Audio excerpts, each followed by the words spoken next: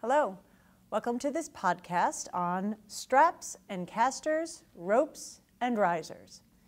So now this choice actually is going to be made mostly for you, depending on how you've trained, where you've trained, and what you're used to will pretty much determine where you're going to lean, whether it's toward the straps and the casters or the ropes and the risers. So let's first take a look at the straps and the casters. So this wheel, is called a caster, rests inside the frame of the Reformer. And here we have leather straps. You will notice over here we have these risers. And the risers allow us to move the pulley up and down, changing the angle of the pull depending on what we're looking for our client.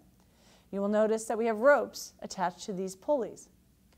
So here with the caster, the angle of the pull comes from deep down into the frame of the Reformer. Here, with the pulley, you can adjust depending on what you feel you need with a client. One of the benefits of having the caster down low is that in exercise such as short spine, you get this really steep angle and the straps literally can help you up.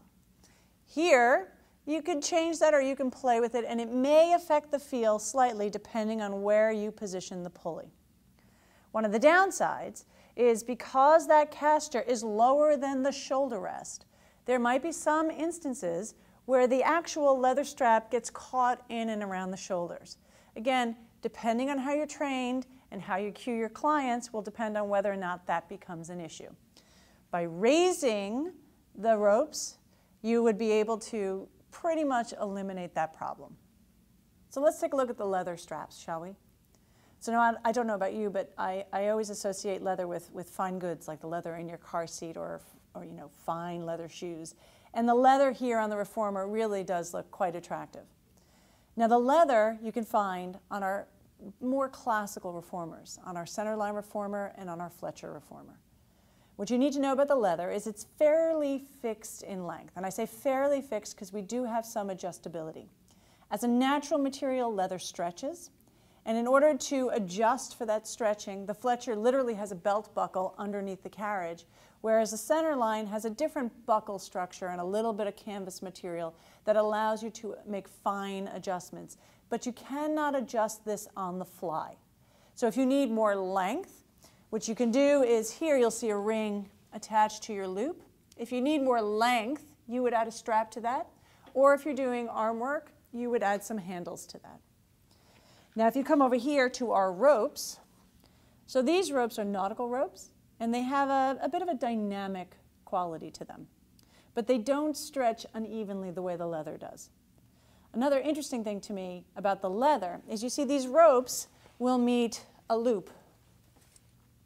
Here, your loop is part of your leather strap. I've had lots of students say to me that it's a different feel or they get different feedback from the leather straps than they do the ropes. So that's a feel thing, and that's, again, comes back to your training and what you're used to. Now, the other thing that's interesting to me about the ropes is that the ropes are attached by your pulley and cam cleats. And if you look over here at these cam cleats allow for adjustability on the fly. That means as you need for your client, depending on the exercise, you can either make these ropes shorter by pulling, and it will lock into place, or you can release the cam cleats and make the ropes longer. So again, you have more adjustability on the fly with the ropes than you do with the leather straps. So I think that about covers the difference between the caster and the straps versus the ropes and the risers. If you have additional questions, don't hesitate to contact us, and I thank you for joining me.